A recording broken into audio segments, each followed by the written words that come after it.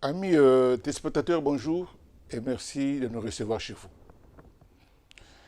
Cet après-midi, nous avons le réel plaisir d'aborder le parcours du projet Équité et renforcement du système éducatif, PERS en sigle, particulièrement dans la ville-province de Kinshasa. En effet, le ministère de l'enseignement primaire, secondaire et technique s'est enrichi d'un nouveau projet qui s'articule autour de 3 axes majeurs, à savoir offrir un enseignement primaire gratuit, établir les bases pour un enseignement de qualité et renforcer le système de gestion en vue de l'atteinte des résultats. Pour en savoir davantage, l'émission École Verte reçoit cet après-midi M. Rombo Nana, spécialiste provincial en chef au niveau de la ville de Kinshasa. Il a accepté de nous accorder cette interview que je vous propose de suivre. Monsieur Rombo Nana, bonjour. Bonjour.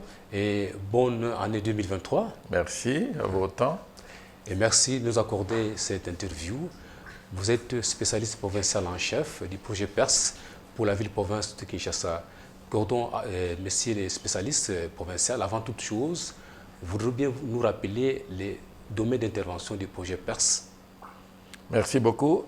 PERS est un projet du gouvernement de la RDC qui est soutenu financièrement par la Banque mondiale. C'est un projet qui intervient dans les domaines de l'éducation et particulièrement dans les sous-secteurs de l'enseignement primaire et secondaire, voilà, EPST. Vous pilotez au quotidien le projet PERS au niveau de la ville-province de Kinshasa. Pouvons-nous connaître le contenu de votre planning de travail au cours de l'année 2022?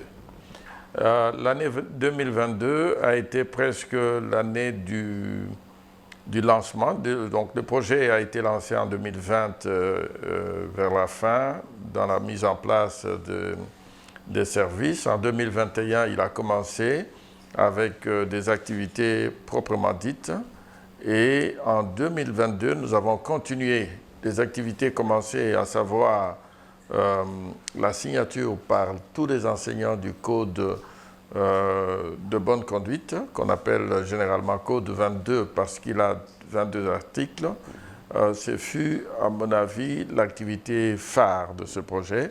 Okay. Et par la suite, nous avons continué avec la sensibilisation de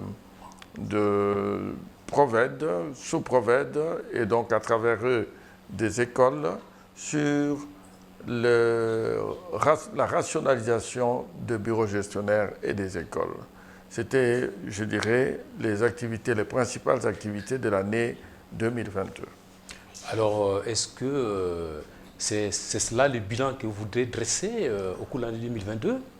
Bilan, en quelque sorte, donc il y a eu ces activités-là menées avec les partenaires du terrain, mais il y a aussi d'autres activités qui n'ont pas réuni du monde. C'est des activités liées notamment au suivi de l'augmentation, si vous voulez, des inscriptions au niveau du primaire, parce que le projet vise la gratuité de l'enseignement primaire. Et donc, il y a eu, si vous voulez, la collecte des données concernant l'augmentation des inscriptions au primaire. Il y a également le suivi de la gestion de la paye, c'est-à-dire on veut s'assurer à travers les CECOP que les enseignants sont régulièrement payés. Et ces activités ont eu lieu, donc on a des résultats par rapport au nombre d'enfants inscrits, par rapport à la liste de paye des enseignants Et puis s'ajoute la signature du Code 22 et enfin la sensibilisation sur la rationalisation des bureaux gestionnaires. Est-ce qu'avec un tel bilan, pensez-vous dormir sur vos lauriers? Je ne parle pas de bilan, mais je parle plutôt des activités qui ont été lancées et qui continuent. Très bien. Et donc, cette année ici, on continue à collecter des données et à renforcer, si vous voulez, cette sensibilisation qui a commencé. Et donc, nous pensons que le projet est sur le bon rail. Alors, sur quoi se retournaient principalement vos regards pour l'année 2023? Alors, l'année 2023 verra, si vous voulez, le démarrage des autres activités qui n'ont pas été initiées au cours de l'année 2022 ou 2021. En réalité, il y a plusieurs activités que le projet devait initier. Le projet vise, pour soutenir la gratuité, une grande activité que je n'ai pas signalée, qui est celle de renforcement des mécanismes de gestion de plaintes concernant la sécurisation, si vous voulez, des écoles. L'école doit être un lieu sûr, qui met les élèves dans des conditions de travail qui sont assainies, qui sont du point de vue des mœurs, du point de vue de la lutte contre les violences de toutes formes. Et cette activité de lutte contre les violences basées sur le genre ou d'autres formes de violence a été lancée et justement soutenue par les codes 22, soutenue également par la mise en place d'un dispositif de, si vous voulez, de secours. Lorsque les enseignants, les élèves ou les parents ont des plaintes, ils peuvent directement appeler un numéro vert qui est mis à leur disposition, qu'on appelle Allo École. Alors, cette activité qui a été lancée l'année passée va être cette année ici soutenue, renforcée, en sensibilisant toutes les parties prenantes. Ensuite, il y a toutes les autres activités qui concernent, par exemple, la rationalisation des bureaux gestionnaires, qui en fait concernent la révision du nombre de bureaux gestionnaires en termes de procédure de création, en termes d'arrêtés qui consacrent justement la création de ces bureaux, et puis le nombre du personnel, parce que le personnel doit être limité conformément à l'arrêté, mais dans la pratique, on constate qu'on a plus de gens dans ces bureaux. Et donc, on va faire un travail pour rendre le fonctionnement et la composition de ces bureaux gestionnaires plus rationnels. Ça, c'est un des volets qui est en cours et qui va continuer pendant cette année. Un autre volet concerne le fonctionnement, les frais de fonctionnement des écoles. Très bien. Et donc, on va travailler pour mettre en place une formule qui sera un peu plus équitable pour que les écoles reçoivent des fonds qui correspondent exactement à leurs besoins. Donc ça, ce travail est déjà initié avec le ministère et notamment avec le CECOP pour qu'on augmente les frais scolaires, mais de manière juste, de manière adéquate. Alors, il y a un volet sur le recrutement des enseignants. Le projet PERS voudrait donner la possibilité aux enseignants, plutôt aux écoles, de recruter sur base de mérite. Et donc, être sûr que le recrutement des enseignants et même des directeurs se fait de manière objective en prenant les gens qui répondent aux critères. Et enfin, il y a au niveau de chaque province éducationnelle un comité de suivi de toutes ces activités. Et ce comité va être mis en place ce mois-ci ou au début du mois prochain, parce que l'arrêté a été signé en décembre. En plus de ces comités de suivi au niveau de toute la province, il y a des comités de mise en œuvre de projets dans chaque province éducationnelle, parce que vous savez que c'est différent. Hein. Il y a la province administrative, il y a aussi la province éducationnelle. Donc toutes ces activités vont être menées au courant de cette année ici. Alors, messieurs les spécialistes provinciaux en chef pour la ville province de Kinshasa, quel est le visage des quelques écoles qui bénéficient de l'accompagnement du projet PERS dans la capitale de la RDC?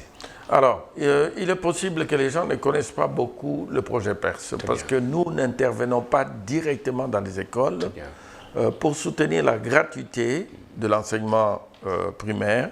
Nous travaillons au niveau de la province éducationnelle, c'est-à-dire avec le PROVED, l'IPP, le DIPROSEC, donc toutes les autorités de la province et de la sous-province. Vous voyez? Parce que ce qui est important, c'est la gouvernance. Donc nous avons amélioré la gouvernance pour appuyer la gratuité. Nous assurer que la gratuité est effective et qu'il n'y a pas d'école où on demande indûment des frais aux enfants. Et nous pensons que cela est bien respecté à travers la ville-province de Kinshasa. Alors, qu'est-ce que vous attendez des gestionnaires provinciaux et sous-provinciaux en termes d'obligations et de responsabilités? Alors, le soutien qu'on voudrait donner à cette réforme qu'on appelle gratuité de l'enseignement primaire demande justement qu'on veille. Vous voyez, c'est comme une maison que vous construisez. Pour que la maison paraisse belle, il ne faut pas seulement que les maçons, les architectes d'abord, et que les maçons fassent leur travail. Mais il faut encore qu'il y ait un entretien consacré autour de la maison et que tout l'aspect, toute la maintenance de la maison soit effective. Donc, ce que nous attendons, c'est que les responsables à tous les niveaux s'engagent à créer des conditions favorables au bon fonctionnement des écoles. La gratuité de l'enseignement ne suffit pas, disons, ne signifie pas seulement que les parents ne payent pas. Bien sûr, les parents ne payent pas, mais il faut que les enfants bénéficient de toutes les conditions sur le plan moral et sur le plan, je dirais, de la sécurité de l'école pour que l'éducation permette justement à avoir des enfants qui soient bien formés. Et donc, ils doivent soutenir notamment les conditions si vous voulez, les conditions de relation entre les enseignants et les élèves dans le respect des droits des enfants, dans le respect de tout ce qui est conforme à la morale et lutter contre les violences de toute nature que ce soit. Parlez-nous un peu de votre collaboration avec les gestionnaires provinciaux et sous-provinciaux à ce jour. À ce jour, nous avons des rencontres avec les PROVED pour leur rappeler justement leur rôle. Par exemple, nous demandons que les PROVED, les sous-PROVED veillent à ce qu'il n'y ait pas de plaintes de la part des enfants, des parents ou des enseignants. Les plaintes peuvent concerner les violences que les enfants subissent.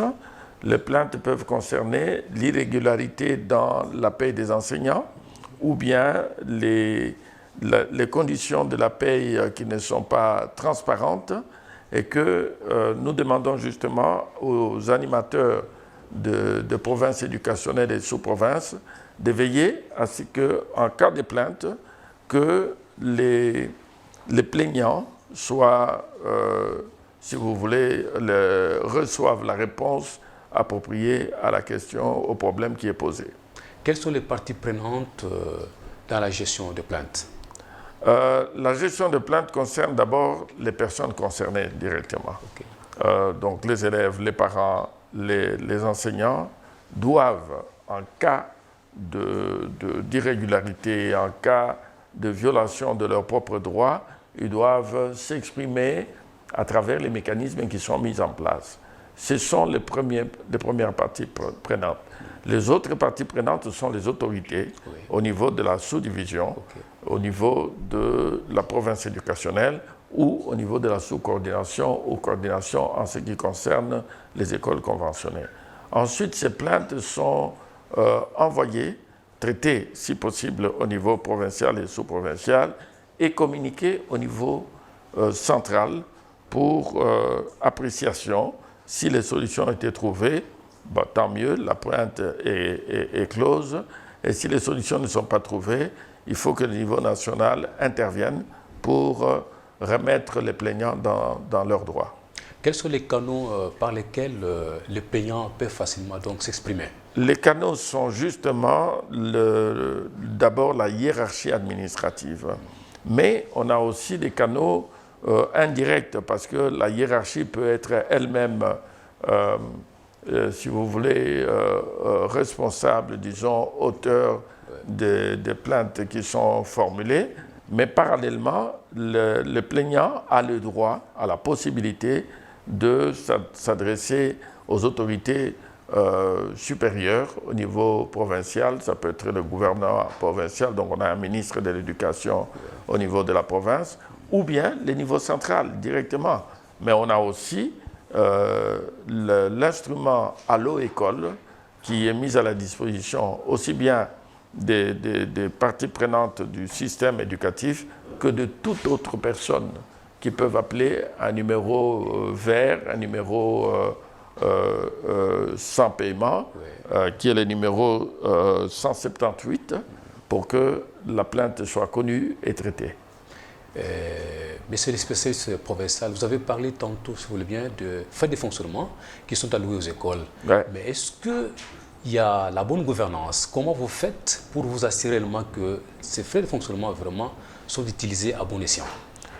La question des frais de fonctionnement est une question importante et parfois difficile. Ces frais de fonctionnement ont été déterminés au moment de la mise en place de la gratuité de l'enseignement primaire et normalement ils sont payés directement aux écoles au moment de la paye de rémunération. Mais il y a beaucoup de plaintes, notamment parce que le montant payé ne correspond probablement pas aux besoins des écoles. Et justement, le projet PERS étudie la question maintenant. Okay. Parce que le paiement doit se faire en fonction de besoins réels, de la taille de l'école, probablement aussi des conditions de travail. Si vous prenez une école comme le collège Boboto ou le lycée de Bossangani ou quelque chose comme ça, les besoins ne sont pas les mêmes que les écoles qui sont à la périphérie. Et donc, on doit tenir compte de beaucoup de paramètres pour fixer justement les frais de fonctionnement de chaque école. On est en train d'étudier la question et probablement au cours de cette année, le montant de frais de fonctionnement va changer parce qu'il sera calculé en fonction des besoins réels et payé de manière transparente. Quels sont les écueils à contourner pour réussir le pari de votre mandature? Je pense que les écueils sont liés au comportement des gens. Nous avons ici une culture qu'il faut changer, une culture probablement influencée par les antivaleurs, la corruption, et ça, c'est quelque chose qu'il faut combattre coûte que coûte. On a enregistré encore, peut-être pas beaucoup à Kinshasa, mais dans d'autres provinces surtout, des cas de violence, directement de violence physique, des enfants qui sont frappés ou des enseignants qui ont essayé encore de demander de l'argent aux parents.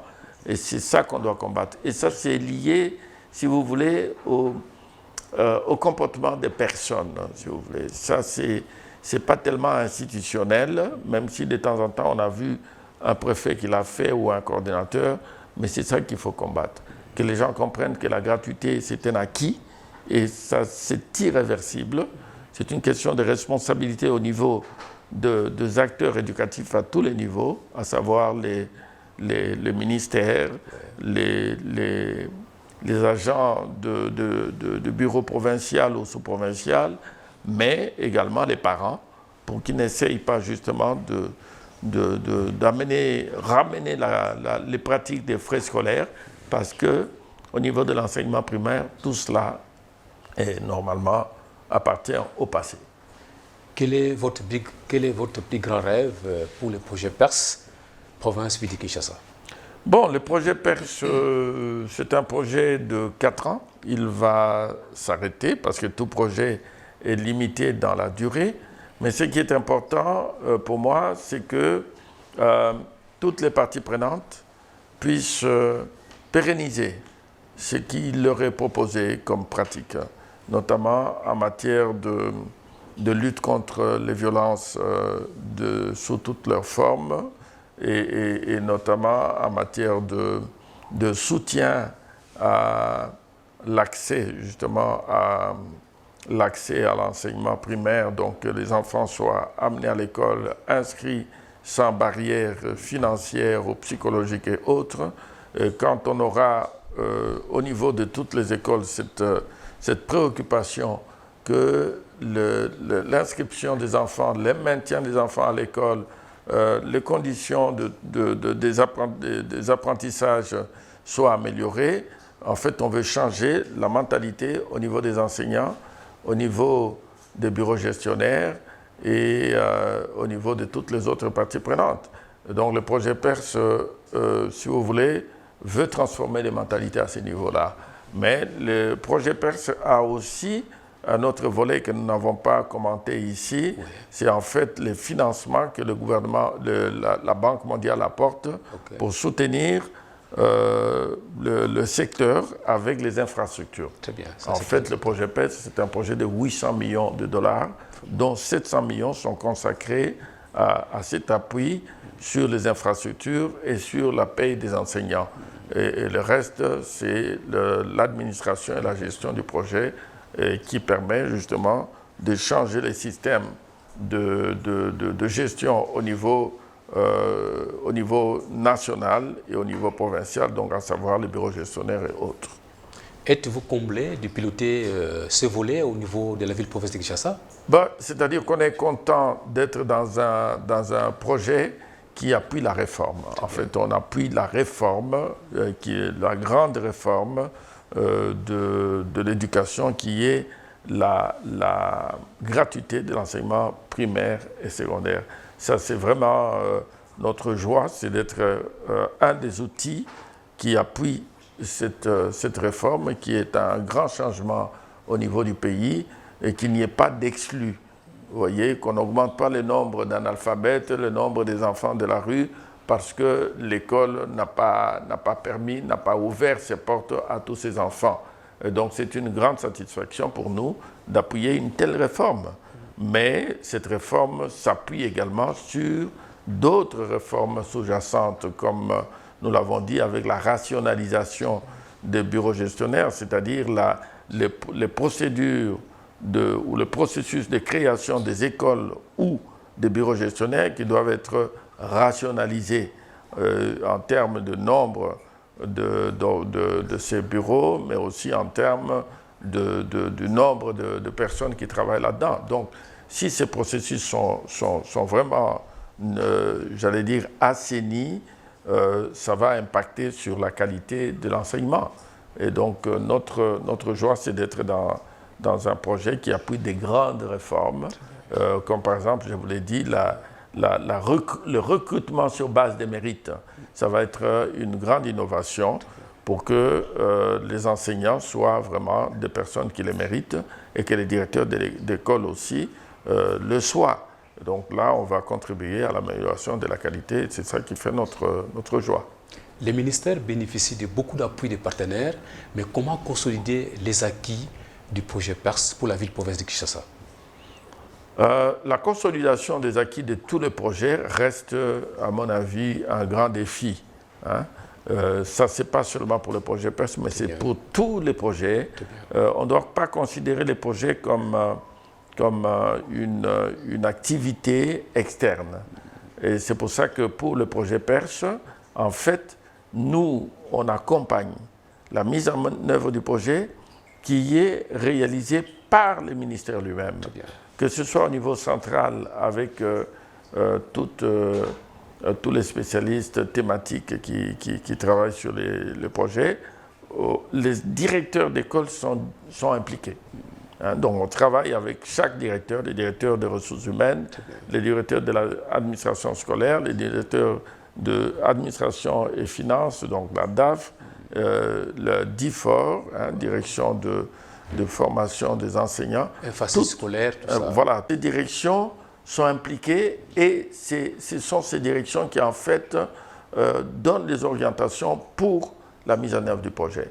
Au niveau provincial, c'est le PROVED avec toute l'équipe de la province, y compris les ministres provinciaux. C'est pour ça qu'on a créé le comité provincial de suivi. Et au niveau de sous-province, on a les équipes de mise en œuvre de projets qu'on appelle MOPP.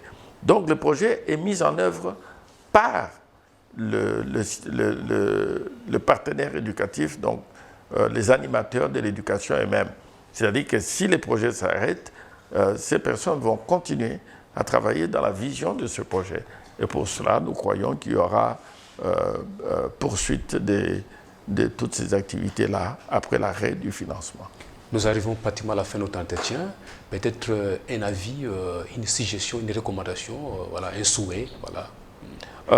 Pour nous, le souhait, c'est de réussir dans les provinces qui ont été sélectionnées, donc les provinces d'intervention du projet PERS, qui sont la province de Kinshasa, le Congo central, le Kwilu, le Kasaï central, le Kasaï oriental, l'Omami, Nord Kivu, Sud Kivu et Ituri. Il faudrait que tout ce qui est pratiqué et réussi dans ces 10 provinces soit extrapolé dans les autres provinces, à travers le ministère lui-même.